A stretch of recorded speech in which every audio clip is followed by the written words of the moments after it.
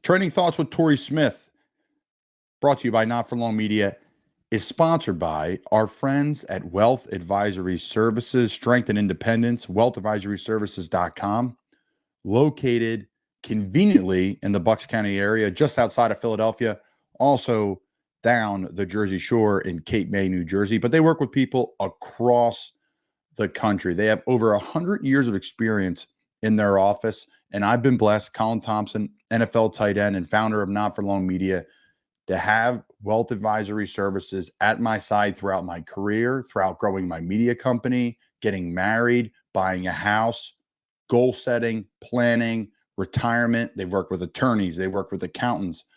They create a comprehensive wealth management plan designed to make the best of whatever your wealth may look like. Check them out at wealthadvisoryservices.com.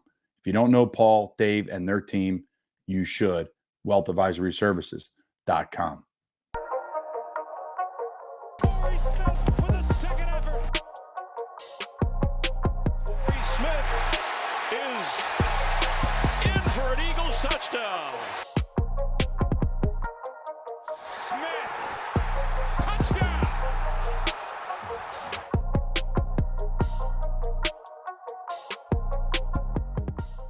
What's going on, y'all? Welcome back for another episode of Trending Thoughts. I'm your host, Torrey Smith, and as you know, this week has been crazy. I love the NFL. I love all things football, but the league this time of the year is special. Before you head into the playoff season, around that midpoint when the trade deadline happens, it used to be really boring. For about 20 to 30 years, it feels like, probably longer than I have. Guys just weren't being traded. And now the last few years, you never know what's going to happen. And there were some big-time trades, including one of the teams that I like to discuss, the Washington Commanders. Now, before I dive into that, I want to actually give my personal story about my feelings around the trade deadline. So when I was in San Francisco, we were struggling. My second year there, wasn't involved at all in the offense, was extremely frustrated, not trying to be vocal about anything, but, it's like, man, this ain't working. Stressing out. We're not winning. Just wasn't involved. And I remember hearing that there was a team that wanted to trade for me from my agent, Drew Rosenhaus. Now, I didn't have it in me to really go and to discuss in details with our GM, get me out of here, right? I didn't feel that way because I wanted to be a part of the solution in San Francisco. But at the same time, I was like, man, if I can go, it'd be a lot better for my mental and really my career, because I knew and understood fully that as a receiver, you're getting paid $8 million and you're not producing, you're not involved, you're not getting plays, you're going to be gone. It's just the business. That's just how it works. And I remember talking to Trent Baalke about that situation. I'm like, Trent, man, I'm not involved, I'm not used. I'm like, if I go somewhere, then I'll have a better chance at actually trying to play out my contract and earn my value. And I remember talking, he was like, man, no, everything's going to work out. Everything's going to be fine. And obviously it wasn't. He was gone. I was gone the next year. But those feelings that you have around the trade deadline when you know you're a player that could potentially be moved is very uneasy. But you don't want to leave your team. But at the same time, you don't control anything. The team controls everything unless you're a player that's, being dysfunctional and trying to get traded. And that's not how I move. And so for me, it was just very uneasy. Each and every day leading up to it, especially to the deadline, just like, man, is it going to happen? Is it going to happen? And then it didn't happen. And it's kind of like a weight lifted off your shoulder, a little bit of stress there, because you're like, man, I'm not going anywhere. I'm here. I know what to expect. But at the same time, when in my case, I was like, it could have gone either way. I thought a change of scenery would have been great at the time, especially how I was feeling and the lack of involvement in the offense at the time. I was like, man, I feel like I missed the opportunity. So GMs had to do their job, and obviously to protect their team, their interests. But as a player, it's not the best situation. It's stressful as I don't know what. And again, you don't control it. So everything worked out how it was supposed to work out. I didn't get traded, but stress. But let's talk about what's going on in Washington. What this signals, if you're a Commander fan, is that this is a full rebuild. And why am I saying that? You have a quarterback in Sam Howell who has the potential. He's shown some flashes. I love him. He's growing. He's getting better. But I love him. I think he has it. I think he has that toughness that you need. I think he has the ability to make all the throws. And he's going to need this season to learn and grow. I actually felt like if they would have kept their guys, Montez Sweat, Chase Young, that they would have been in position towards the end to really kind of fight for a wild card spot. But that's a conversation for another day. They got to do it without those two guys. And why is it important now that they trade Montez Sweat, that they trade Chase Young? Washington isn't a D end away from the Super Bowl. That's just not where this team is right now overall. So if you're able to get value for some guys who aren't going to be there potentially next year, I think Chase Young would have been gone regardless. And Montez Sweat possibly would have been gone unless you franchised him or paid him what he's worth. Because I don't think people realize he's one of the best defensive ends in the league, period. And the thing I loved about him, really following the Commanders closely over the past few years, is that he's really like an alpha and a leader in the way he plays. Doesn't take plays off, running plays down, high effort guy. You can tell the team loves and respects him. And those are guys that you want in your locker room. Those are guys that can be core pieces to your team and to their future. Unfortunately, that's not going to be for the team that drafted them in the Commanders, but it will be for the Chicago Bears. And what makes it hard, speaking of Montez, is that they've had to pay everyone. They hit on their first round defensive linemen over the past few years, and you can't pay everyone. So sometimes the good players got to go. And this is the timing for it. They got some value for them, and life goes on. What does that mean for one of my favorite coaches, Coach Rivera, and the staff? Who knows? If they go on a run at the end of the season, I will fully expect for him to have the opportunity to be back by coaching his team and showing that he's there. But if they lose, as we saw with Josh McDaniels, things happen. All right. Players get fired every day. Coaches do the same.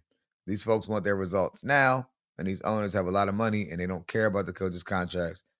They'll get some things changed in if they feel like their team is not where they want it to be. And as you can see with Josh Harris and what that regime is trying to do, in Washington, change is coming. And so the rebuild is now. And I think that Coach Rivera will be a great guy to do it based on his personality, based on his leadership.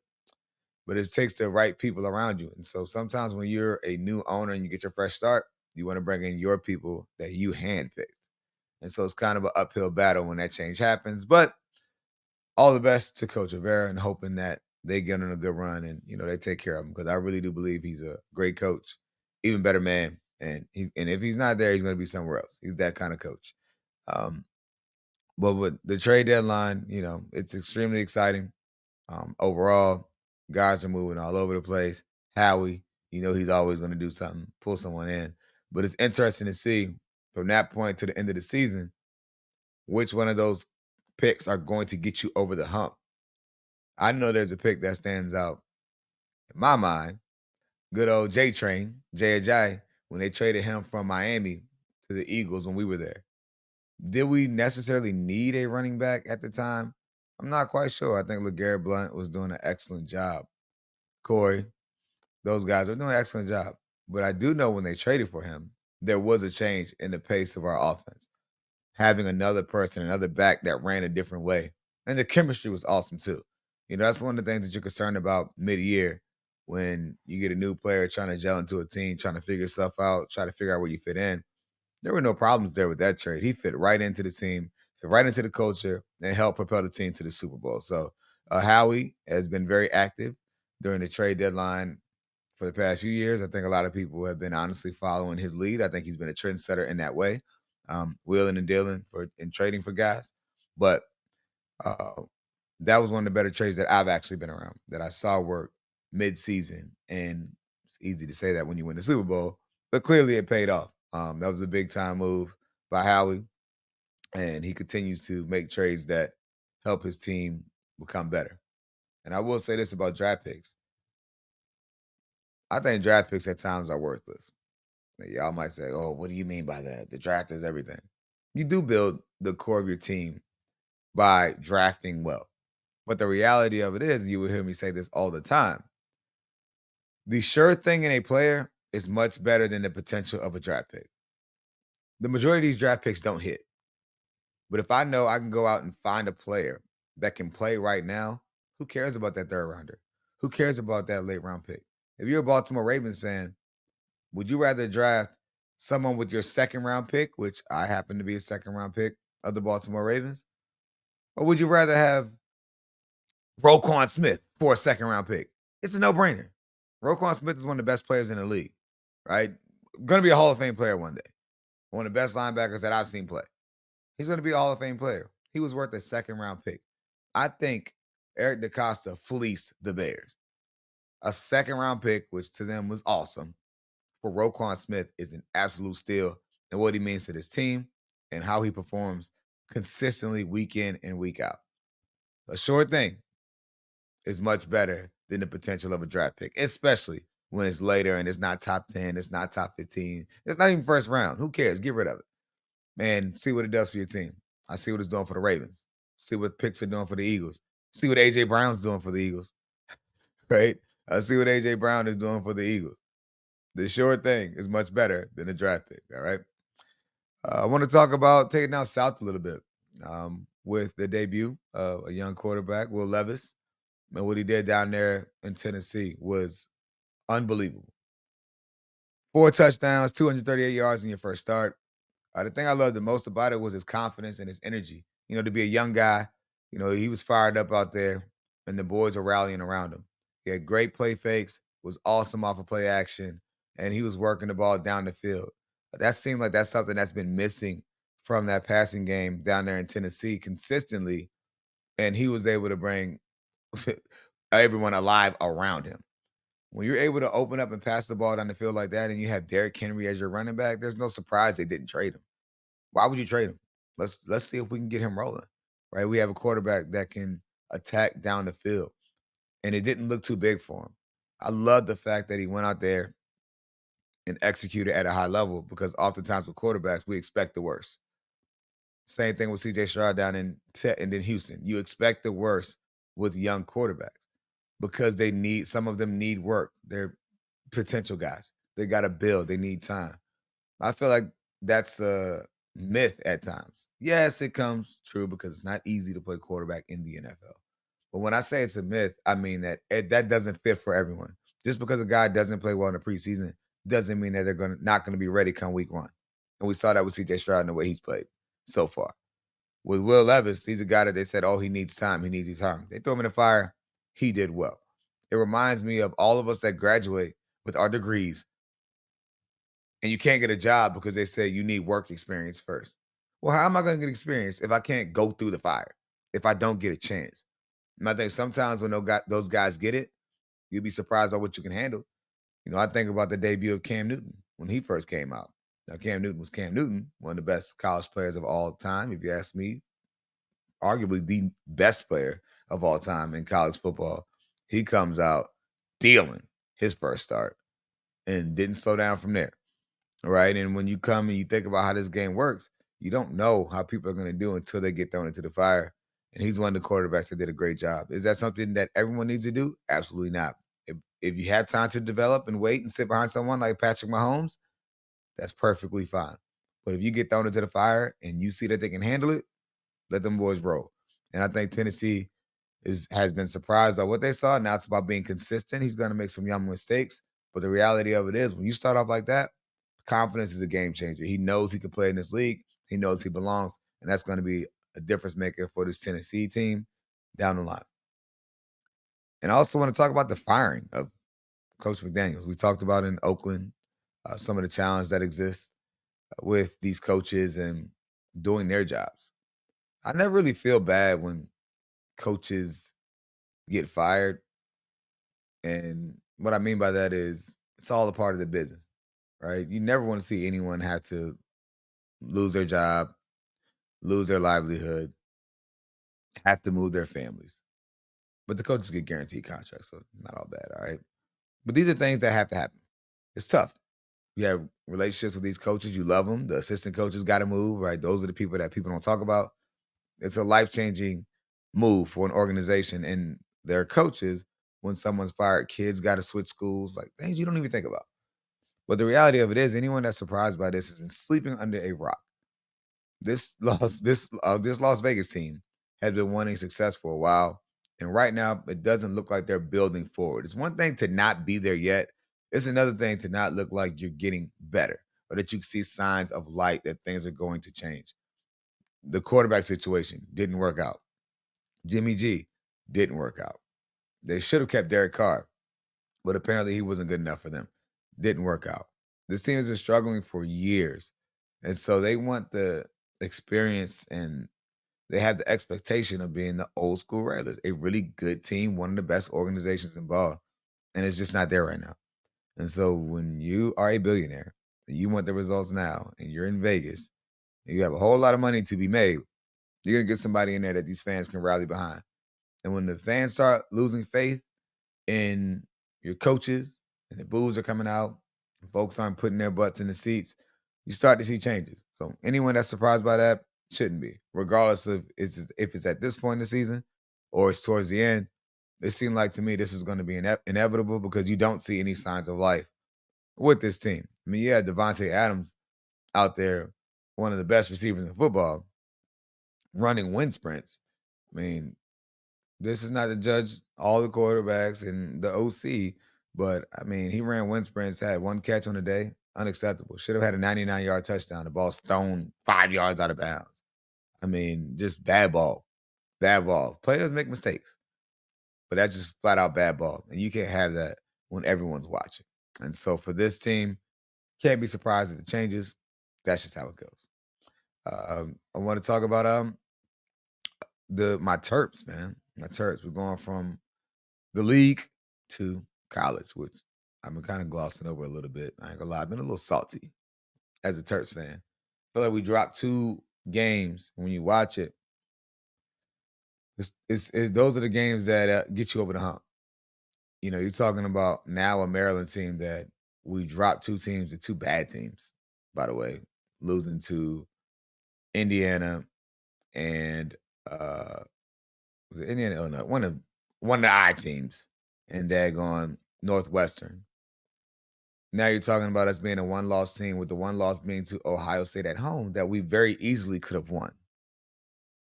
Self-inflicted wounds up in Ohio State. And now you're heading into Penn State, probably ranked top 15, top 20, right? That would have been a game changer for the program heading into a tough Penn State game. And for those of y'all that watch us with Penn State, it's a big time rivalry now, right? With Maryland and Penn State and the old school kind of thing. And Coach Franklin and Coach Loxley being partners in crime back in the day and now leading 2 different programs. But I have a lot of respect for that Penn State program as well. I go up and visit. They treat me like family. Coach Franklin is family. Danny O'Brien, DJ, man, it's a whole gang of people up there who are like family to me. So I have a lot of love and respect for that program. They're doing things the right way. They're building the right way. And it's always a great recruiting battle between them and Maryland. And so, you know, it's a tough one that I'm actually not even going to be able to go to the game this weekend. And I'm sick about it because I've been looking forward to it. All right. You know, we have a suite at Maryland. We support it. And actually, that suite can be yours if you want it, because our youth football team, our playoff game is now on Saturday at a later time than we typically play all year. So now I can't make the game, but you can. We have a raffle going on. If you go to my social media or Instagram at Torrey Smith WR or Twitter at Torrey Smith WR, you'll see a raffle link where you can join a raffle for $35. There's 13 tickets and 3 parking passes that come with the raffle winner. So I can't go to Penn State, but you can. Y'all can do it. Go ahead and support. All money goes to Level 82 with our 7-on-7 stuff kicking off here soon. I'll go into more details about that at a later time, but I'm definitely upset about it. It's going to be a big game. It's going to be a great environment, and y'all go ahead and support the mission on that. Anyways, that's really it this week for me with the big things in the league that caught my attention. I'll be back with another episode of something that's really important to me. I know I like to talk about what's trending with me personally, but really youth football and all-star games and where this game is going at the youth level, coaching, culture, is something that I really want to dive into. So might check out for a bonus episode of that. Something that I did not imagine being in that space, but now I am. So I have a lot of questions, a lot of comments, a lot of thoughts that I'd love to share with y'all. And maybe we'll go live too, so we can get some people going and communicating back and forth. But anyways, y'all enjoy your week. Thank you for tuning in. Catch you on the next episode.